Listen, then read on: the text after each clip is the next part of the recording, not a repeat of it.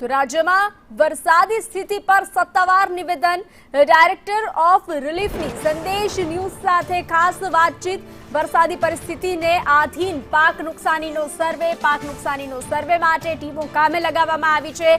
વરસાદથી માનવ મોતના સત્તાવાર આંકડાની સ્પષ્ટતા જાહેર કરવામાં આવી છે। સત્તાવાર સ્થાનિક રિપોર્ટની રાહત રાજ્યના સરેરાશ 200 તાલુકામાં વરસાદની જે રીતે સંભાવનાઓ અને વરસાદની સ્થિતિ જોવા મળી હતી તેને લઈ અને આંકડા સત્તાવાર જાહેર કરવામાં આવ્યા છે।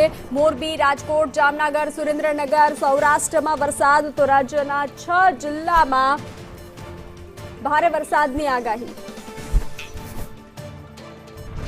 અત્યાર સુધી આજના દિવસે 12 વાગ્યાની પરિસ્થિતિએ રાજ્યમાં કેવા પ્રકારની વરસાદી સ્થિતિ, કયો ઝોન કે પછી કયો જિલ્લો સૌથી વધારે અસરગ્રસ્ત?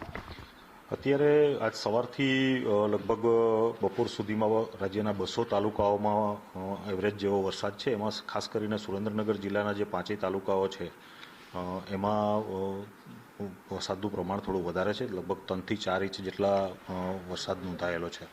આ બાજુ જામનગર, દેવભૂમિ, દ્વારકા એમાં વરસાદ સૌરાષ્ટ્રના જિલ્લાઓમાં વરસાદ છે। 4 જેટલા ડેમો છે જે 50% થી 75-70% વચ્ચેના છે એ એલર્ટ પર છે।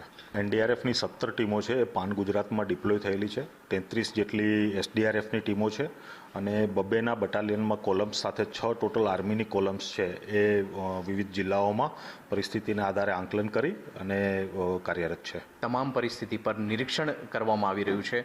જરૂર પડે ગાંધીનગર કક્ષાએથી માર્ગદર્શન પણ આપવામાં આવી રહ્યું છે। સહયોગી જયવીરસિંહ રાઠોડ સાથે હું નિર્મલ દવે, સંદેશ ન્યૂઝ, ગાંધીનગર।